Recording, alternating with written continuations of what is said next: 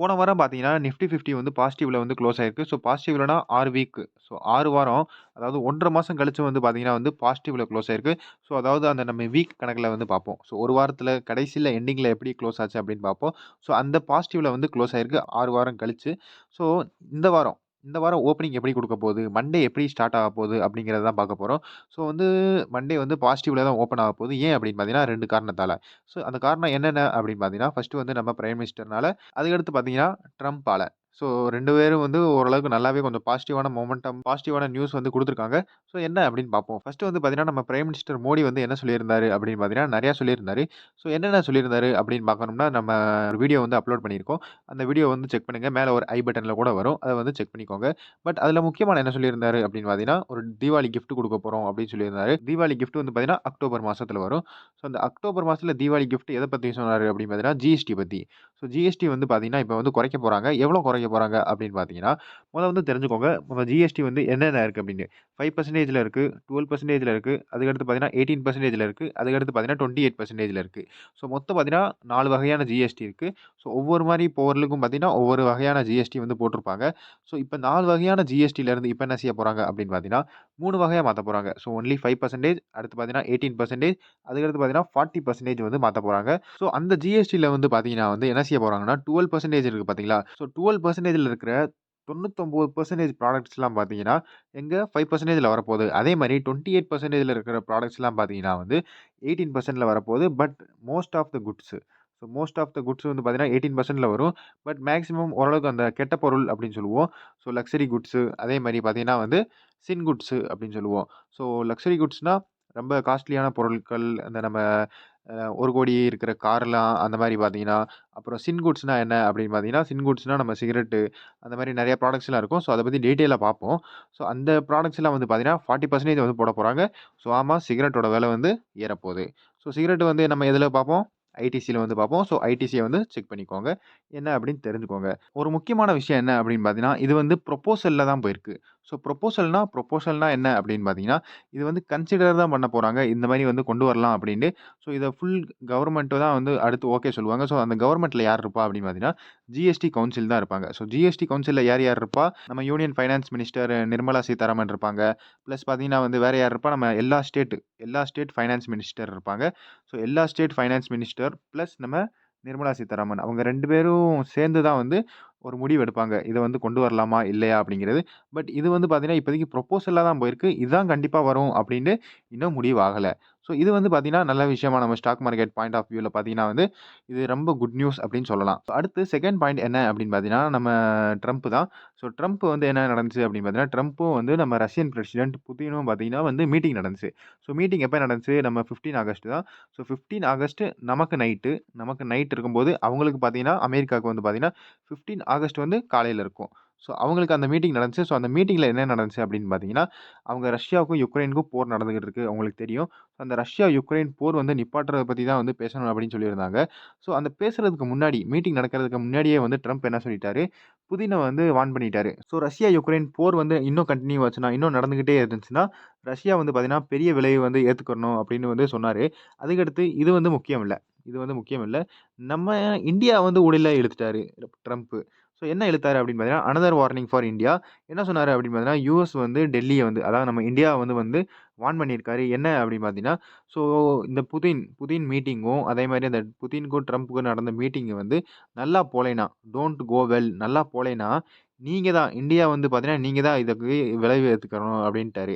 So இப்போதைக்கு Russia மேல அவர் எதுவும் செய்ய முடியாது. ஏன்னா செஞ்சது எல்லாம் வந்து நடந்துருச்சு. ஸோ ரஷ்யா வந்து ஏற்கனவே பார்த்தீங்கன்னா, இப்போதைக்கு நெறையா விளைவுல தான் ஏத்துக்கிட்டு இருக்கு. ஏன்னா ரஷ்யாலருந்து இப்ப எந்த பொருள் வந்து வெளிய போனாலும் யாரும் வாங்க மாட்டாங்க அப்படிங்கிற ஒரு சாங்ஷன் போட்டிருக்காங்க. பட் அது மீறியும் பார்த்தீங்கன்னா, இந்தியாவும், சைனாவும் வந்து அவங்ககிட்ட இருந்து க்ரூட் ஆயில் வந்து வாங்கிக்கிட்டு இருக்காங்க. ஸோ இப்போதைக்கு ரஷ்யா மேல எதுவும் பண்ண முடியாது. ஏன்னா இருக்கிற எல்லா விலையும் வந்து போட்டாங்க. பட் அடுத்து என்ன சொல்ட்டாரு, நீங்க தான் விலைய ஏத்துக்கணும். இந்தியா வந்து குறிய போட்டு விட்டாரு. ஸோ அதுக்கடுத்து மீட்டிங் வந்து முடிஞ்சுச்சு. 2 பேத்துக்கு வந்து பார்த்தீங்கன்னா, 2 பேத்துக்கு நடுவுல இருக்கிற மீட்டிங் வந்து முடிஞ்சுச்சு. ஸோ மீட்டிங்ல வந்து டீல் நடந்துச்சா? அதாவது போர் வந்து நிப்பாட்டுறத பத்தி பேசுனாங்க. அந்த போர் வந்து நிப்பாட்டுனாங்களா? அப்படின்னு கேட்டா, நிப்பாட்டல. ஏன் நிப்பாட்டல அப்படின்னு பார்த்தீங்கன்னா, ஸோ 2 பேருக்கு நடுவுல வந்து பார்த்தீங்கன்னா, நெறைய பேச்சு போச்சு. பட் அந்த பேச்சு வந்து பார்த்தீங்கன்னா, அவங்க சீக்ரெட்டா வச்சிருந்தாங்க.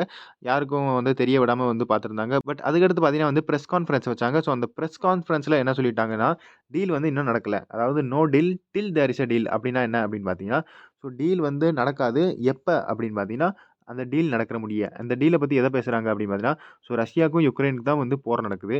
ஸோ ரஷ்யா என்ன வேணும் அப்படின்னு சொல்றாங்க. ரஷ்யா வந்து யுக்ரைனோட நிலம் வேணும் அப்படின்னு சொல்றாங்க. ஸோ அந்த யுக்ரைனோட நிலம் கிடைச்சுச்சுன்னா, போர வந்து நிப்பாட்டிடலாம் அப்படின்னு ரஷ்யா வந்து பேசியிருப்பாங்க. பட் இது வந்து ஒரு கன்செப்ஷன் தான். இப்படி நடந்திருக்கலாம் அப்படின்னு வந்து ஒரு இமேஜினேஷன் அப்படின்னு கூட சொல்லலாம். ஸோ இந்த மாரி வந்து டீல் வந்து நடக்கல. பட் நம்ம இந்தியா மேல என்ன ஆச்சு? நம்ம இந்தியா மேல டாரிஃப் வந்து இந்த மாரி மிரட்டியிருந்தாரு. இன்னும் டாரிஃப் போடுவேன் அப்படின்னு. ஸோ அந்த டாரிஃப் பத்தி என்ன ஆச்சு அப்படின்னு பார்த்தீங்கன்னா, அந்த டாரிஃப் வந்து போடல. அதாவது போட மாட்டேன் அப்படின்னு சொல்லிட்டாரு. பிளஸ் இன்னும் என்ன அப்படின்னு பார்த்தீங்கன்னா, நம்ம ரீசென்ட்டா வந்து பார்த்தீங்கன்னா, 25% வந்து டாரிஃப் வந்து போட்டிருந்தாரு இந்தியா மேல. அதுக்கடுத்து இன்னும் பார்த்தீங்கன்னா, இன்னும் அதுக்கடுத்து கொஞ்ச நாள் கழிச்சு இன்னும் 25% டோட்டல் வந்து பார்த்தீங்கன்னா, 50% வந்து டாரிஃப் போட்டிருந்தாரு. ஸோ அந்த 50% டாரிஃப்ல இந்த எக்ஸ்ட்ரா 25% இருக்கு பார்த்தீங்களா? ஸோ அந்த எக்ஸ்ட்ரா 25%யும் நான் வந்து ஓரளவுக்கு கொஞ்சம் யோசிப்பேன் அப்படின்ட்டாரு. ஸோ, அதாவது எப்படி சொல்றது? எடுக்கிறத பத்தி யோசிப்பேன். அத பாருங்க. Maybe I won't have to do it.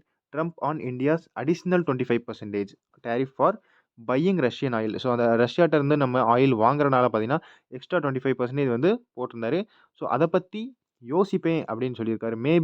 Maybe தான் சொல்லியிருக்காரு. இனிமே எடுப்பேன், எடுக்க மாட்டேன் அப்படின்னு எதுவும் சொல்லல. ஸோ அடுத்து பார்த்தீங்கன்னா, அவரு வந்து என்ன கிளைம் பண்றாரு? கிளைம் பண்றதுன்னா, அவரு என்ன சொன்னாரு பார்த்தீங்கன்னா, அந்த மீட்டிங்ல, இந்தியா வந்து no longer buying Russian oil. இனிமே வந்து ரஷ்யன் ஆயில வந்து இந்தியா வந்து வாங்குறது இல்ல அப்படின்ட்டாரு. ஸோ யார் அவர் செக்ரட்டரின்னு தெரியல. யார் இந்த இன்ஃபர்மேஷன்லாம் குடுக்குறதுன்னு தெரியல. இந்த இன்ஃபர்மேஷன் அந்த செக்ரட்டரி குடுக்கணும் அப்படின்னு நெனைக்கிறேன். So 1.6 million barrel per day. அதாவது இது வந்து பார்த்தீங்கன்னா, ஜூலைல. ஸோ 16,00,000 பேரல் வந்து பார்த்தீங்கன்னா, ஜூலைல வந்து இந்தியா வந்து வாங்கியிருக்காங்க ரஷ்யாட்ட இருந்து. ஆகஸ்ட் நடந்துகிட்டு தான் இருக்கு. ஸோ இந்த ஆகஸ்ட் மாசம் பார்த்தீங்கன்னா, 20,00,000 பேரல் வந்து இன்கிரீஸ் பண்ணியிருக்காங்க. ஸோ முன்னாடி 16,00,000 தான் இருந்துச்சு. இப்ப இந்த ஆகஸ்ட் மாசத்துலருந்து பார்த்தீங்கன்னா, 20,00,000 மாறிருச்சு. ஸோ 20,00,000னா இங்க அதிகமா தானே ஆயிருக்கு. எங்க குறைஞ்சிருக்கு? குறையவே இல்லையே! ஸோ செக்ரட்டரி வந்து ஏதோ தப்பு கணக்கு போட்டாப்ல அப்படின்னு நெனைக்கிறேன். இல்லாட்டி ரஷ்யா பிரசிடென்ட் வந்து ஏதாவது மிரட்டியிருப்பாப்ல ட்ரம்ப்ப. "ஏய் நீ இந்த மாரி இந்தியாவெல்லாம் மிரட்டக்கூடாது" அப்படின்னு. ஸோ அதனால கொஞ்சம் பார்த்தீங்கன்னா, அவங்க பேச்சே அந்த ட்ரம்ப்போட பேச்சே வந்து பார்த்தீங்கன்னா, கொஞ்சம் பாப்பா மூஞ்சி மாரி ஆயிப்போச்சு. ஸோ அந்த பேச்சு என்ன நடந்துச்சு அப்படின்னு தெரியல 2 பேருக்கு நடுவுல. அதனால இது வந்து பாசிட்டிவ் நியூஸ் அப்படின்னு சொல்லலாம். முன்னாடி என்ன சொன்னாரு? மிரட்டுனாரு. அந்த 50% போட்ட பிறகு, இன்னும் டாரிஃப் போடுவேன் அப்படின்னு மிரட்டுனாரு. இப்ப அந்த மீட்டிங் முடிஞ்ச பிறகு பார்த்தீங்கன்னா, அந்த இருக்கிற 25% எக்ஸ்ட்ரா போட்டதும் கொஞ்சம் யோசிப்போம் அப்படின்னு சொல்லிட்டாரு. இருக்கிற அந்த 25% வந்து குறைய போகுது அப்படிங்கிற மாரி தான் இங்க வந்து பேசியிருக்காரு. ஸோ பாசிட்டிவ் நியூஸ்ன்னு சொல்லலாம். 2மே வந்து பாசிட்டிவ் நியூஸ் தான். ஸோ அதனால மார்க்கெட் வந்து நாளைக்கு பார்த்தீங்கன்னா, ஓரளவுக்கு நல்லாவே பாசிட்டிவ்ல வந்து ஓப்பன் ஆகும். பிளஸ் நீங்க எத எத ஃபோக்கஸ் பண்ணணும். ஸோ ஜிஎஸ்டி நியூஸ வந்து பார்த்தீங்கன்னா, பேங்கிங் அண்ட் ஃபைனான்சியல் சர்வீசஸ் வந்து ஃபோக்கஸ் பண்ணலாம். இதில பார்த்தீங்கன்னா, நெறையா பேங்க்ஸு அப்புறம் என்பிஎஃப்சி கம்பெனிலாம் இருக்கும். இத வந்து ஃபோக்கஸ் பண்ணலாம். அதேமாரி நம்ம இப்ப ட்ரம்ப் மீட்டிங்க பத்தி பார்த்தோம். ஸோ ட்ரம்ப் மீட்டிங்ல என்ன ஃபோக்கஸ் பண்ணணும் அப்படின்னு பார்த்தீங்கன்னா, க்ரூட் ஆயில வந்து ஃபோக்கஸ் பண்ணலாம். ஸோ க்ரூட் ஆயில பத்தி எத எத இருக்கும். நிஃப்டி ஆயில் அண்ட் கேஸ் கம்பெனிய வந்து ஃபோக்கஸ் பண்ணலாம். ஸோ ஹெச்பிசிஎல், ஐஓசி அப்புறம் பிபிசிஎல் அப்புறம் ரிலையன்ஸ் இண்டஸ்ட்ரீஸ் இந்த 4 கம்பெனிய வந்து ஃபோக்கஸ் பண்ணலாம். இங்கிட்டு இது பார்த்தீங்கன்னா, ஹெச்டிஎஃப்சி பேங்க், ஐசிஐசிஐ பேங்க், அப்புறம் பஜாஜ் ஃபைனான்ஸ் இந்த மாரி இதெல்லாம் ஃபோக்கஸ் பண்ணலாம். ஸோ இந்த வீடியோல அவ்வளோதான். அடுத்த வீடியோல பார்ப்போம். நான் தான் ஷாக்கர். Good bye.